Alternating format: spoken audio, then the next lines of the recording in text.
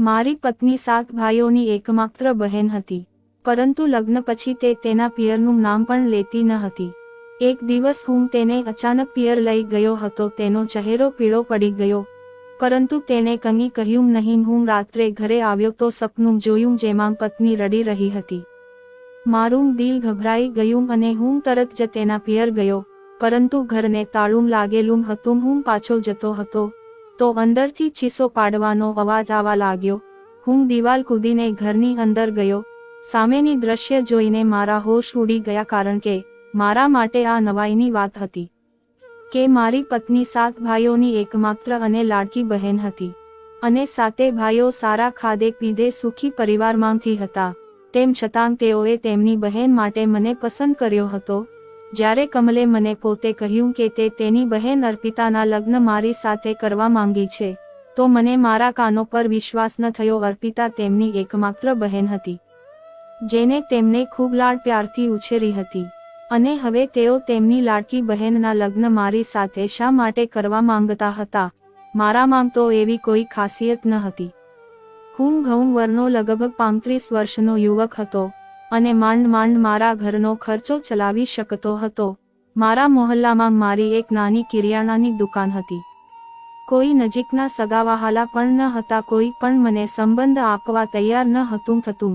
ઘણા લોકો સાથે મેં લગ્નની વાત કરી, પરંતુ તેઓ કહેતા હતા, આ એકલો માણસ છે, ના કોઈ આગળ છે ને પાછળ એક નાના એવા એક રૂમના ઘરમાં રહે છે. નાની કિરાયાણાની દુકાન છે. આ તો અમારી દીકરીની જરૂરિયાતો પણ ઠીકથી પૂરી નહીં કરી શકે. ઈચ્છાઓ શું પૂરી કરશે છે? મારા શ્યામ રંગરૂપને જોઈને સામાન્ય દેખાવવાળી છોકરી પણ મોઢું ફેરવી લેતી હતી. અને પછી કમલની બહેન તેમના પરિવારને આખા મોહલ્લામાં અમીર અને પ્રતિષ્ઠિત માનવામાં આવતો હતો. આજ સુધી મેં ક્યારેય અર્પિતાને જોઈ ન હતી, કારણ કે તે હંમેશા તેના ચહેરાને ચાદરથી સારી રીતે ઢાંકીને આવતી જતી હતી. અને પછી કમલની બહેનને જોવાની હિંમત મોહલ્લાના કોઈ પણ યુગમાં ન હતી, કારણ કે તેના સાથે ભાઈઓ ખૂબ બહાદુર અને નિડર હતા. આખા મોહલ્લામાં તેમનો દબદબો હતો. લોકો તેમનાથી ડરતા હતા. બધાને ખબર હતી કે તે કમલની બહેન છે, અને મને તો ક્યારેય હિંમત જ ન થઈ કે નજર ઊંચકીને પણ તેને જોવાની કોશિશ કરું.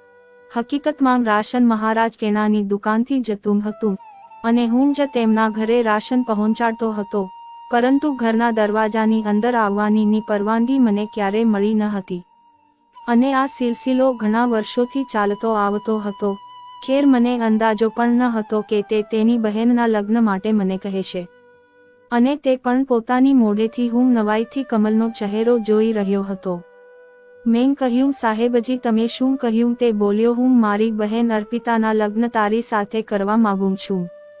મેં ખચકાતા કહ્યું, હું ક્યાં અને તમારી બહેન ક્યાં? હું તો પોતાને આ લાયક નથી સમજતો, તે બોલ્યો. આમાં અમારી અને અમારી બહેનની સંમતિ સામેલ છે. બસ તું રવિવારે બપોરે સાક્ષીઓ અને પંડિતને લઈને આવજે. આ સાંભળીને હું સ્તબ્ધ થઈ ગયો. મને હજી પણ વિશ્વાસ ન હોતો થઈ રહ્યો કે જે હું સાંભળી રહ્યો છું, શું તે સાચું છે? શું આવા સંબંધો પણ હોય છે, અને શું આવી રીતે લગ્નો પણ થતા હોય છે? બધું એટલું જલ્દી થયું કે એવું લાગી રહ્યું હતું જાણે તેમણે સમય નક્કી નથી કર્યો, પરંતુ મને કોઈ આદેશ સંભળાવી દીધો હોય. ખેર, હું મારા ઘરે પાછો ફર્યો, પરંતુ સમજી નહોતો કે શું કમલનું મગજ ઠીક છે, જે પોતાની એકમાત્ર અને પ્યારી બહેનના લગ્ન મારી સાથે કરી રહ્યો છે, મારા જેવા ગરીબ સાથે, જેને કોઈ ગરીબ પણ પોતાની દીકરી આપવા તૈયાર નથી. આ વાત મારા માટે વિચારવા જેવી અને હેરાન કરી દેનારી હતી. હું અડધી રાત સુધી આ જ મૂંઝવણમાં વિચારતો રહ્યો કે આખરે તે તેની બહેનના લગ્ન મારી સાથે શા માટે કરવા માંગે છે.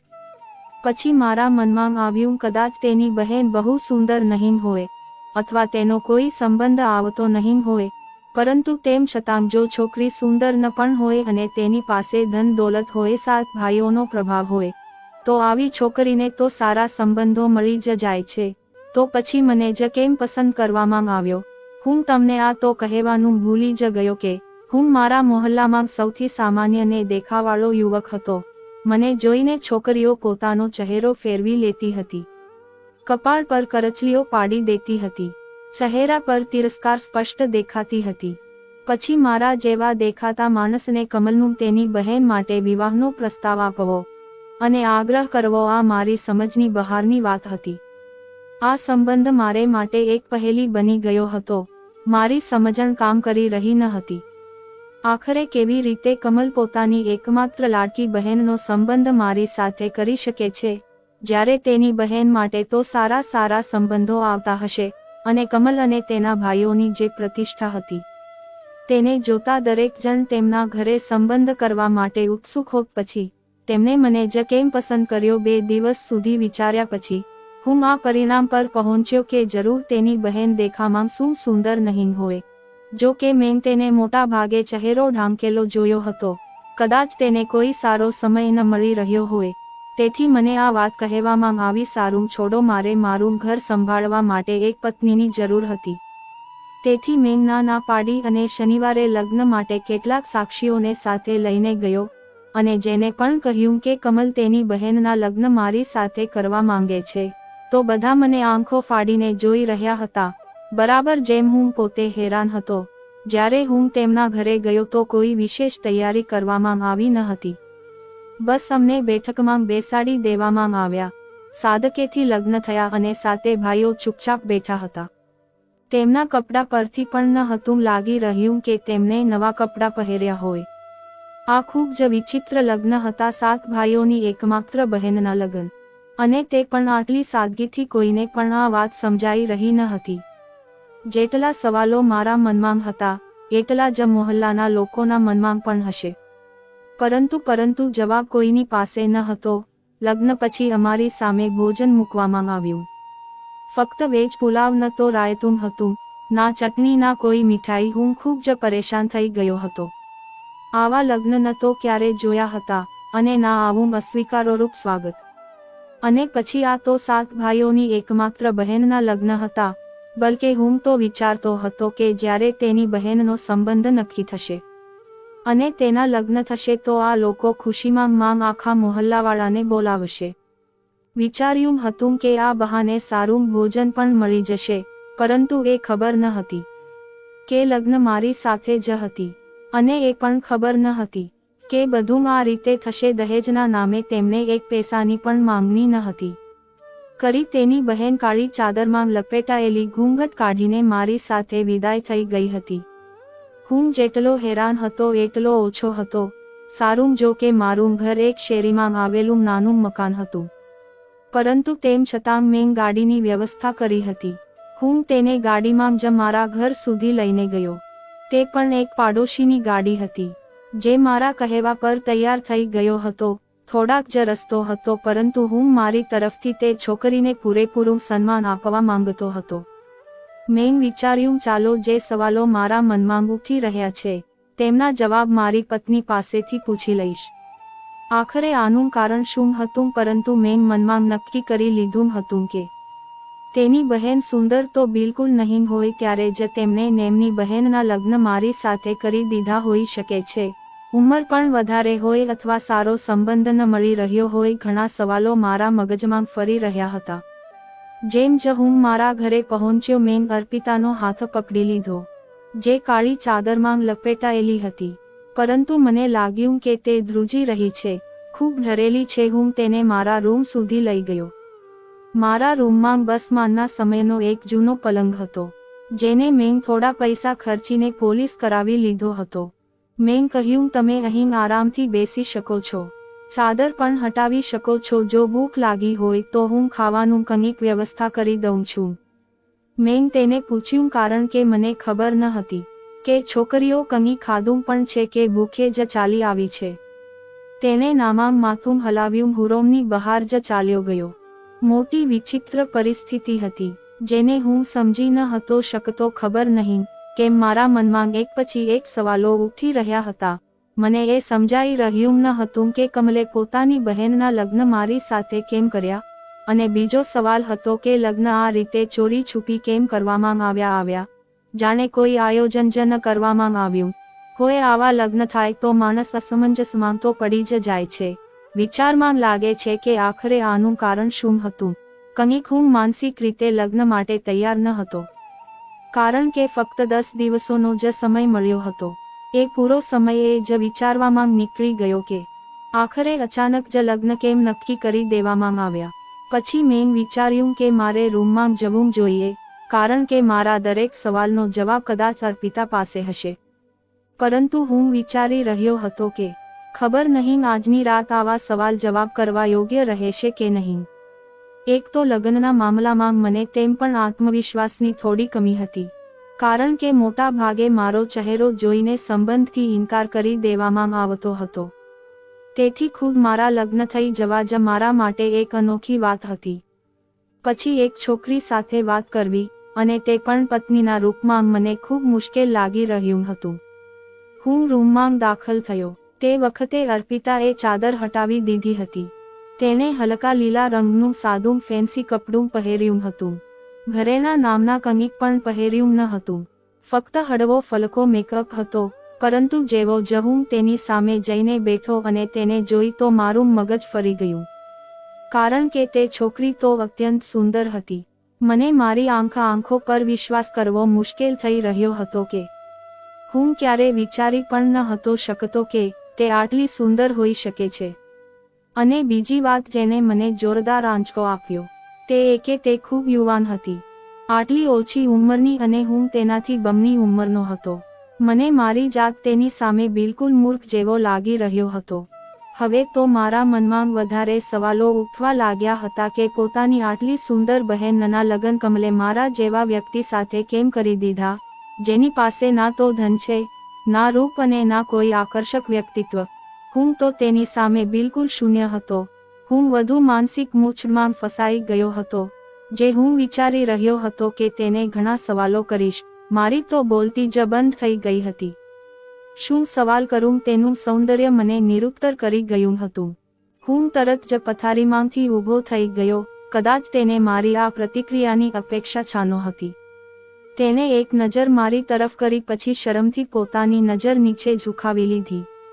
મેં કહ્યું, તમે તો ઘણા સુંદર છો અને ઉંમર પણ ઓછી છે. મને સવાલ પર તેણે મારી તરફ જોયો અને કહ્યું, હું સમજી નહીં. મેં કહ્યું, હું પોતાને તમારા યોગ્ય નથી સમજતો. મેં જૂઠું ન હતું કહ્યું, બિલકુલ સાચી વાત કહી હતી, કારણ કે હું વધુ માનસિક મૂંઝવણમાં ઘેરાઈ ગયો હતો. તેણે કહ્યું, તમે કેવી વાતો કરી રહ્યા છો. હું હેરાન હતો તો કે તે છોકરીએ મને જોયો, જ્યારે તેને મારાથી વધુ હેરાન થવું જોઈએ હતું. બલકે મારા હિસાબે તો તેને આંસુ પાડવા જોઈએ હતા, રડવું જોઈએ હતું. તેની કિસ્મતમાં મારા જેવા દેખાવાળા માણસ સાથે જોડાવું લખાયેલું હતું. તે તો એકદમ સાફ રંગત અને સુંદરતાની માલિક હતી, અને હું એકદમ શ્યામ રંગ અને સામાન્ય દેખાવાળો માણસ. ના તો તે હેરાન થઈના તેના ચહેરા પર કોઈ ગભરાટ ફેલાયો, ના તે રડી અને ના હું વિચારીને પરેશાન હતો. તે કહેવા લાગી, બેસી જાવ. હું તો મારા ચક્કર આવતા મગજને સંભાળતા સામે મૂકેલી ખુરશી પર બેસી ગયો. મને સમજાઈ રહ્યું ન હતું કે કમલે પોતાની બહેન સાથે આટલો મોટો અન્યાય કેમ કર્યો. મારા જેવા માણસ સાથે તો કોઈ સામાન્ય અને સાદી છોકરી પણ જો લગ્ન માટે માની જાય તો હું તેને પણ મારી કિસ્મત સમજીને ખુશ થઈ જાઉં. પરંતુ આટલી સુંદર અને આકર્ષક છોકરી સાથે મારા લગ્ન મને લાગી રહ્યું હતું જાણે હું પોતે આ સંબંધ સાથે અન્યાય કરી રહ્યો છું. મેં કહ્યું, મને ખરેખર ખબર ન હતી કે તમે આટલા સુંદર છો. મને લાગ્યું હતું કે જો કમલ પોતાની બહેનના લગ્ન મારી સાથે કરાવવા માંગે છે તો ચોક્કસ તે એટલી સુંદર નહીં હોય, અથવા કદાચ ઠીક-ઠાક દેખાવાળી હશે. પરંતુ તમે તો ઘણા સુંદર છો અને ઉંમરમાં પણ ઓછા લાગો છો. મારા ચહેરા પર જે મૂંઝવણ હતી તે સમજી ગઈ હતી અને કહેવા લાગી, મને લગનથી કોઈ વાંધો ન હતો અને મેં તમને પહેલા પણ જોયા છે. આ વાત મારા માટે વધુ હેરાન કરનારી હતી કે મારી શકલ જોયા પછી પણ તે લગ્ન માટે તૈયાર થઈ ગઈ. મારી શકલ જોઈને તો છોકરીઓ સામાન્ય રીતે ઇનકાર કરી દેતી હતી, કારણ કે હું સુંદર ન હતું. મારા સામેના 4 દાંત થોડા બહારની તરફ હતા, જે બોલતી અને હસતી વખતે સ્પષ્ટ દેખાતા હતા. મારા ચહેરાના નકશા પણ કંઈ ખાસ ન હતા. એકદમ સામાન્ય માણસ હતું. મારામાં કોઈ ખાસ વાત ન હતી. પછી આટલી સુંદર છોકરી મારી સાથે લગ્ન કેમ કરી શકે છે? વિચિત્ર ખ્યાલો મારા મગજમાં આવવા લાગ્યા. હું ડરી ગયો કે ક્યાંક આ છોકરી સાથે કોઈ દુર્ઘટના તો નથી થઈ. ક્યાંક તેને કોઈક નુકસાન તો નથી પહોંચ્યું, એટલે જ તેના ઘરવાળોએ મારી પસંદગી કરી. કદાચ આ જ કારણ હોઈ શકે છે, કારણ કે કોઈ પણ પોતાની આટલી સુંદર બહેનને આમાંગ જ કોઈ સામાન્ય વ્યક્તિને નથી સોંપતું. પરંતુ આ સવાલ અર્પિતાને પૂછતા મને ખચકાટ થઈ રહ્યો હતો. હું ખુરશી પર જ બેસી રહ્યો. મેં કહ્યું, હું આ વાત સમજી નથી શકતો કે તમારા ભાઈઓએ મારા લગ્ન તમારી સાથે કેમ કરાવ્યા. તે કહેવા લાગી, કેમ, શું તમને તેમના પર વાંધો હતો? જવાબ આપવાને બદલે તે મને જ સવાલ કરવા લાગી. મેં કહ્યું, હું આ લાયક ક્યાં કે વાંધો કરો, પણ હું સમજી નથી રહ્યો. તે કહેવા લાગી, જો તમને વાંધો હતો તો તમે ના પાડી દેતા. આ કહેતા તેનો લેકો ઘણો સખત થઈ ગયો હતો. પછી તે કહેવા લાગી, શું હું તમને સારી ન લાગી? શું હું તમને પસંદ ન આવી? આ સાંભળીને હું વધુ હેરાન રહી ગયો. મને લાગ્યું, શું આ છોકરી પાગલ થઈ ગઈ છે? શું તેને હું દેખાતો નથી? શું તે ઠીકથી જોઈ પણ શકે કે છે કે તેની નજર નબળી છે? તેને મારી કદરૂપતા દેખાઈ જ ન હતી રહી. હું ખુરશી પરથી ઉઠીને તેની સામે જઈને બેસી ગયો. તે નજર ઝુકાવીને બેઠી રહી, પરંતુ હું સમજી ન હતો શકતો કે તેની સાથે વાત શું કરું. મેં કહ્યું, તમારા ભાઈઓ ખૂબ પ્રભાવશાળી ને સમજદાર વ્યક્તિઓ છે. મોહલ્લામાં તેમનું સારું એવું નામ છે અને તમે તેમની એકમાત્ર બહેન છો. મેં જ્યાં સુધી સાંભળ્યું છે તમે ખૂબ લાડકી છો. પછી તમારા લગ્ન આટલી સાદગીથી, અને તે પણ મારી સાથે, કેવી રીતે થઈ ગયા? તે કહેવા લાગી, વારંવાર તમે આ વાત કેમ કહી રહ્યા છો કે મારા લગ્ન તમારી સાથે કેમ થયા? ભગવાનને ખાતર તમારી જાતને મારી સામે આટલા તુચ્છ ન બનાવો. મારા મનમાં તમારા માટે ખૂબ સન્માન છે. તેની વાતોએ મને વધુ મૂંઝવણમાં નાખી દીધો, મને પરેશાન કરી રહી હતી. હું તો એ વિચારીને બેઠો હતો કે અર્પિતા પાસેથી ની સચ્ચાઈ જાણીશ, પરંતુ હું તો વધુ મૂંઝવણમાં પડી ગયો, કારણ કે તેની વાતો મને મારા સવાલોના જવાબ આપવાને બદલે વધુ ગોચવી રહી હતી. મેં કહ્યું, પરંતુ તેમ છતાં કોઈને કોઈ કારણ તો હશે. શું તમારી સાથે કોઈ દુર્ઘટના થઈ હતી? આટલું કહીને હું ચૂપ થઈ ગયો. તેણે કપાળ પર કરચલી પાડીને કહેવા લાગી, શું તમે મારા ચારિત્ર પર શંકા કરી રહ્યા છો? મેં કહ્યું, ભગવાનના સમ હું શંકા નથી કરી રહ્યો, પરંતુ હું સમજી જ નથી રહ્યો. મારા માટે આ બધું ખૂબ વિચિત્ર છે. તેણે પોતાનો સુંદર સફેદ હાથ મારા હાથ પર મૂકી દીધો. મને એવો લાગ્યો જાણે મને એક જોરદાર આંચકો લાગ્યો હોય. મેં મારો હાથ પાછો ખેંચી દીધો અને નારાજ થઈને રૂમની બહાર ચાલ્યો ગયો. આખી રાત હું રૂમમાં જઈ શક્યો નહીં. બહાર આંગણામાં રાખેલી જૂના ખાટલા પર પાથારી કોરીને સૂઈ ગયો. ખબર નહીં કેમ આ બધું મને ખૂબ વિચિત્ર લાગી રહ્યું હતું. પરંતુ સવારે જ્યારે મારી આંખ ખોલી તો રસોડામાં કામ કરવાનો અવાજ આવી રહ્યું હતું. અમારું રસોડું નાનું હતું અને આંગણા સાથે જોડાયેલું હતું. મેં આંખો ખોલી તો જોયું, અર્પિતા નાસ્તો બનાવી રહી હતી. હું ઉઠીને તરત જ બેસી ગયો. પોતાની ભૂલનો અહેસાસ પણ થઈ રહ્યો હતો કે પહેલી રાતની દુલ્ફને મેં એકલા રૂમમાં છોડી દીધી અને બહાર આવી ગયો. પરંતુ જે સવાલો છેલ્લા એક અઠવાડિયાથી મારા મનમાં ચાલી રહ્યા હતા તે હજી પણ ત્યાં જ હતા. હું ઉઠીને રસોડામાં ચાલ્યો ગયો. મેં કહ્યું, હવે તું અહીં શું કરી રહી છે? જો હું નાસ્તો બાજારથી લઈ આવું છું. સારી નથી લાગતું. રાત્રે તો તારા લગ્ન થયા છે. તે કહેવા લાગી, કોઈ વાંધો નહીં, થોડા દિવસ પછી પણ મારે જ કામ કરવાનું છે. જો હું હમણાં કરી દઉં તો શું ફરક પડે છે? શું તમે ચા પીશો? તેને તરત જ વાત બદલી નાખી. હું સમજી ન હતો શકતો કે તે છોકરી છે. શું કઈ વસ્તુને કહ્યું, જી બનાવી લો નાસ્તો. તેને મારી સાથે જ કર્યો હતો. મેં વિચાર્યું, જ્યારે છોકરીને કોઈ વાંધો નથી તો પછી મારે પણ વધારે સવાલ જવાબમાં નથી પડવું જોઈએ. જો તે ખુશ છે તો ઠીક છે, મારે પણ તેને દિલથી સ્વીકારી લેવી જોઈએ. બલકે પોતાની કિસ્મત પર મારે તો ભગવાનનો આભાર માનવો જોઈએ. રાત્રે હું મારા રૂમમાં જ સૂતો હતો અને લગ્નની રસમમાં મેં મારી પત્નીને માની સોનાની વીંટી પહેરાવી હતી, કારણ કે એ જ વીંટી મારી પાસે હતી અને તે તેના પર ખુશ પણ હતી. મને લાગ્યું કે લગ્નના બીજા દિવસે મારા સાસરિયા આવશે અને એ રસમ તરીકે તેમની દીકરીને થોડા દિવસ માટે તેમના ઘરે લઈ જશે. પછી મારે જઈને તેને પાછી લાવવી પડશે. પરંતુ કોઈ ન આવ્યું ન મારી પત્ની જવા માટે તૈયાર હતી. મેં કહ્યું કે આપણે એક જ મોહલ્લામાં રહીએ છીએ, તેમ છતાં ચાલો હું તને તારા ઘરે છોડી દઉં. તું ઉદાસ થઈ ગઈ હશે, તારા ભાઈઓ પણ તને જોવા માટે બેચેન હશે. મારું આ કહેવું હતું કે તે નજર ચોરવા લાગી, કહેવા લાગી, ના મારે નથી જવું. મેં કહ્યું કેમ નથી જવું? તારું પિયર છે અને હું તને તારા ઘરે જવાથી કેમ રોકીશ? તે કહેવા લાગી, મારે નથી જવું. ખબર નહીં, તેના ચહેરાનો રંગ અચાનક ફીકો પડવા લાગ્યો હતો. તે ઘણી ગભરાયેલી લાગી રહી હતી અને મને નવાઈ લાગી રહી હતી કે પોતાના જ ભાઈના ઘરે જવાથી તે આ રીતે કેમ ડરી રહી હતી. મેં કહ્યું ઠીક છે, જો તારે નથી જવું તો કોઈ વાંધો નહીં. આ કહેતા જ તેના ચહેરા પર મેં વિચિત્ર શાંતિ જોઈ હતી. હું ઘરમાં કોઈ પણ નોકરાણી ન હતો, રાખી શકતો મારી એટલી આવક ન હતી અને મને નવાઈ લાગી રહી હતી કે તો છોકરી બધા કામ જાતે જ કરી લેતી હતી. આજ સુધી મેં તેના મોઢેથી ઘરે કોઈ ફરિયાદ નથી સાંભળી.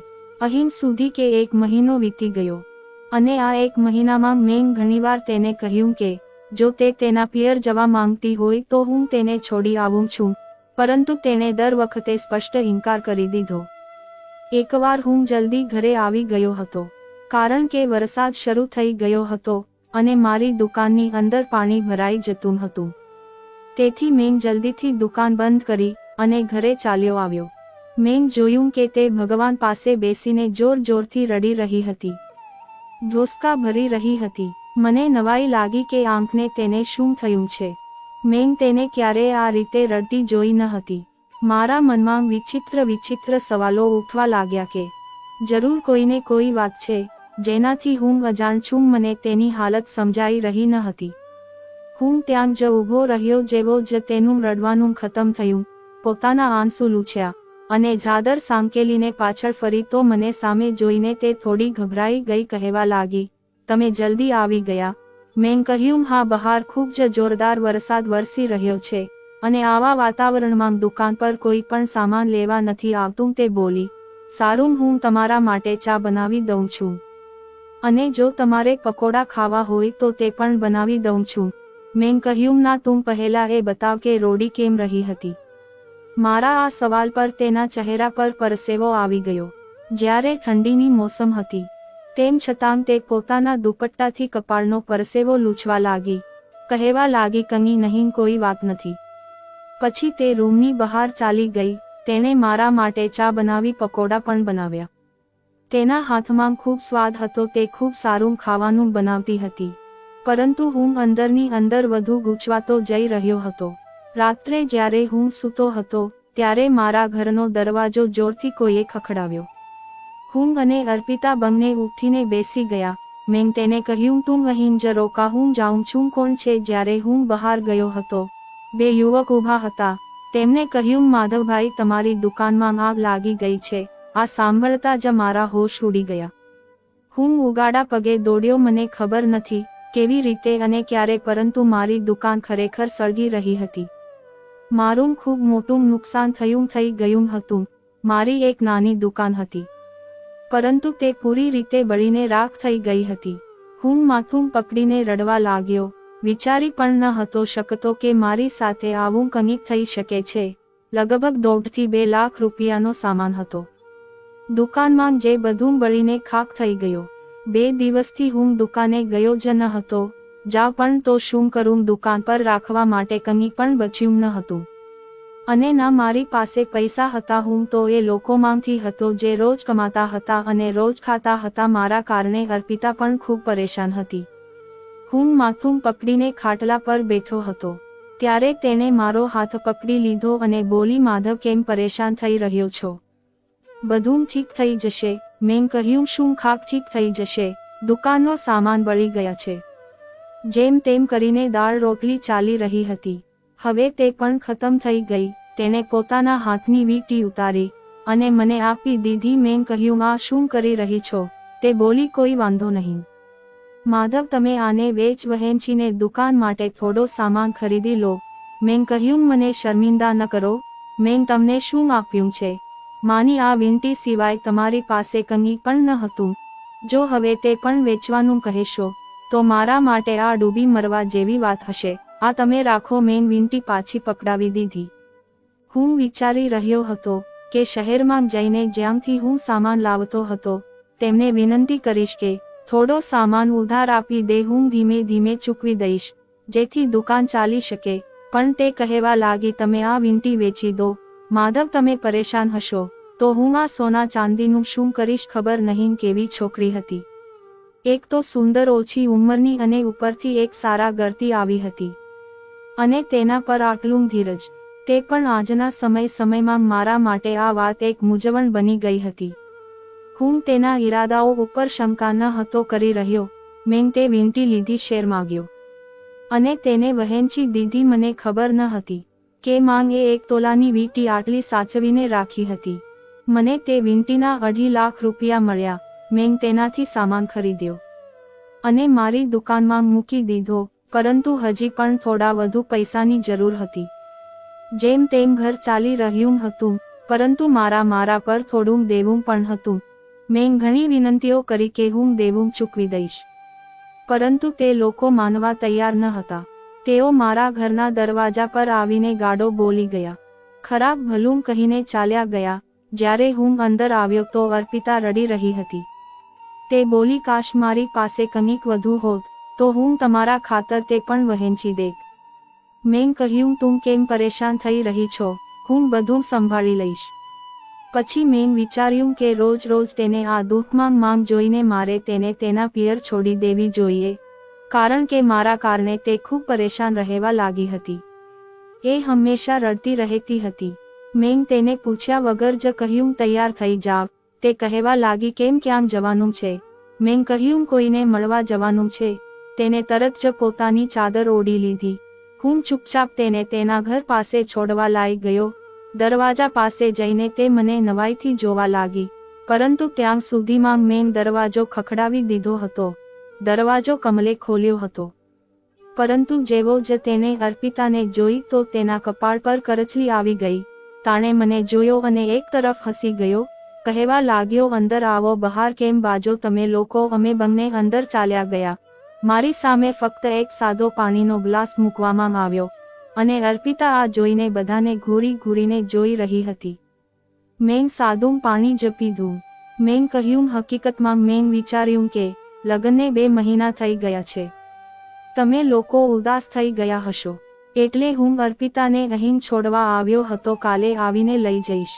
કોઈ પણ પ્રકારની હૂંફનો કોઈ પ્રદર્શન કરવામાં ન આવ્યો. હું ફક્ત 10 મિનિટ રોકાયો અને કોઈએ મને ચા કે મીઠાઈ પણ ન પૂછી. હું પાછો મારા ઘરે આવી ગયો. પરંતુ જેવો જ રાત્રે સૂવા માટે સૂતો, આંખો સામે અર્પિતાનો રડતો ચહેરો આવી રહ્યો હતો. ખબર નહીં કેમ મેં પોતાની જાતને હચમચાવી અને સૂઈ ગયો. પરંતુ મેં સપનું જોયું કે તે રડી રહી છે અને કહી રહી છે, માધવ, મને બચાવો. આ લોકો મને ખતમ કરી નાખશે. હું અચાનક ઉઠી બેઠો. મારું દિલ જોરથી ધડકી રહ્યું હતું.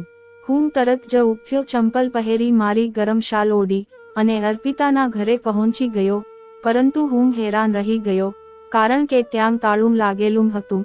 આજ સુધી એવું ક્યારેય ન હતું થયું કે તેમના ઘરે તાળું લાગેલું હોય. જો 1-2 ભાઈઓ ઘરે ના પણ હોય તો બાકીના જરૂર હોય, તેમની પત્નીઓ, બાળકો. પરંતુ આજે બધા ગાયબ હતા. મેં વિચાર્યું, ખબર નહીં ક્યાં ગયા છે. અને અર્પિતાએ પણ મને કંઈક ન હતું કહ્યું. તેની પાસે ફોન હતો. તે કોલ કરીને જણાવી શકતી હતી કે અમે લોકો ક્યાં જઈ રહ્યા છીએ. જેવો જ હું ફર્યો, મને અંદરથી કોઈના રડવાના અને ઢોસકા ભરવાના દબાઈ અવાજો સંભળાયા. મારો તો જીવ જ નીકળી ગયો. હું લાંબી દિવાલોમાં ડોકીઓ કરવાનો પ્રયત્નો કરવા લાગ્યો, પરંતુ કંઈક દેખાઈ રહ્યું ન હતું. મેં વિચાર્યું, મને અંદર જવું જોઈએ. ત્યાં એક લાકડાનો ટુકડો હતો જે દરવાજા પાસે દિવાલ સાથે લાગેલો હતો. ઘણો ઊંચો હતો, પરંતુ હું તે લાકડાના સહારે ઉપર ચડ્યો ને દિવાલ કૂદીને જેવો જ નીચે કૂદ્યો, સામેને દ્રશ્ય જોઈને મારા હોશ ઉડી ગયા. ઘરનું આંગણું ઘણું મોટું હતું અને તેની કિનારી પર કેટલીક ખાલી જગ્યા હતી જ્યાં ગીલી માટી પડેલી હતી. ત્યાં એક ખાડો ખોદવામાં આવી રહ્યો હતો અને અર્પિતાનું મોઢું અને હાથ પાછળની તરફ બાંધેલા હતા. તે મને જોઈ રહી હતી. તેના ભાઈઓએ તેને પકડી રાખી હતી. અને તેને તે ખાડામાં ફેંકવાની તૈયારી કરી રહ્યા હતા. આ જોઈને મારા હોશ ઉડી ગયા. પછી મેં કંઈ પણ વિચાર્યા વગર કમલ અને તેના ભાઈઓને મારવાનું શરૂ કરી દીધું.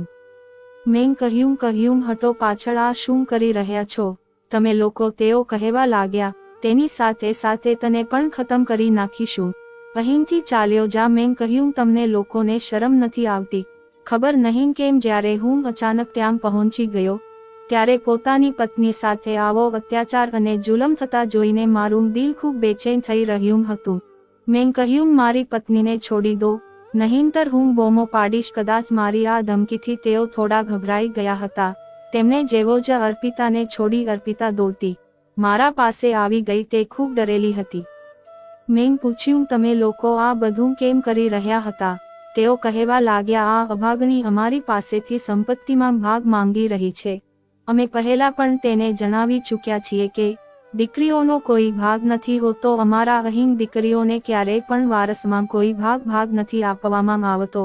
પરંતુ આ કહી રહી હતી કે તે કોર્ટમાં જશે અને પોતાનો ભાગ જરૂર લેશે. ભગવાન ભાગ ન આપવા માટે જ અમે તેના લગ્ન તારા જેવા વ્યક્તિ સાથે કર્યા હતા.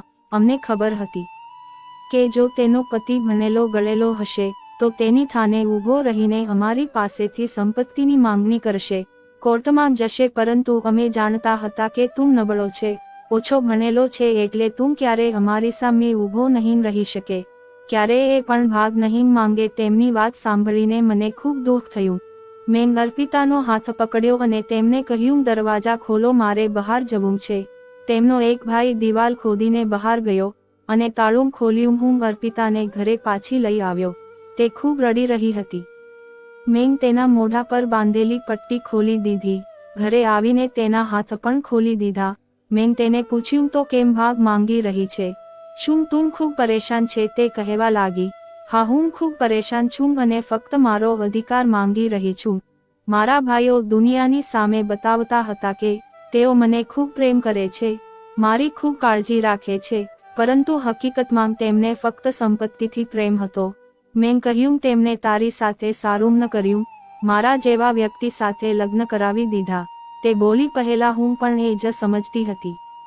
પરંતુ હવે હું પોતાને સૌભાગ્યશાળી માનું છું, કારણ કે તમે ખૂબ સારા માણસ છો, તમારું દિલ ખૂબ નેક છે.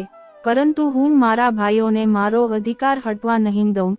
હું મારા હક માટે લડીશ, તેમના પર મુકદ્દમો કરીશ અને મારો ભાગ લઈને જ રહીશ. મેં કહ્યું, પરંતુ મને કંઈક નથી જોઈતું. હું મહેનત કરી રહ્યો છું, ભગવાન મને ફળ આપશે અને ધીરજ રાખનારાઓની મદદ હંમેશા ભગવાન કરે છે. અને એવું જ થયું. મારી દુકાન થોડા જ દિવસોમાં ખૂબ સારી ચાલવા લાગી અને મેં દેવું પણ ચૂકવી દીધું. હવે અમારા ઘરમાં ઘણી સુવિધાઓ આવી ગઈ હતી અને જીવન ખૂબ સુખમય થઈ ગયું હતું. બીજી તરફ અર્પિતાના ભાઈઓને કરોડોનું નુકસાન થઈ ગયું હતું. તેમનું કાપડ જે બીજા દેશોમાંથી આવતું હતું તે બળી ગયું હતું, કારણ કે વિમાનમાં આગ લાગી ગઈ હતી. બધા પાગલ જેવા થઈ ગયા હતા. ચારે બાજુ રોકકડ મચી ગઈ હતી. તેમને પોતાની બહેનોના ભાગ ખાવાની સજા મળી રહી હતી. ભાઈઓ ક્યારે પણ ત્યાં સુધી સમૃદ્ધ નહીં થઈ શકે કે જ્યાં સુધી તેઓ પોતાની બહેનોના અધિકાર છીનવતા રહેશે. બહેનોની પ્રાર્થનાઓ ભાઈઓને સફળતા અપાવી શકે છે અને તેમની બદદુઆઓ તેમને બરબાદ પણ કરી શકે છે. તેથી મારી આપ સૌને વિનંતી છે કે ક્યારે પણ બહેનોના અધિકાર ન છીનવો, બલકે તેમને તેમનો પૂરો હક આપો. તો મિત્રો, તમારી આ વાર્તા વિશે શું અભિપ્રાય છે? કોમેન્ટ કરીને જરૂરથી જણાવશો.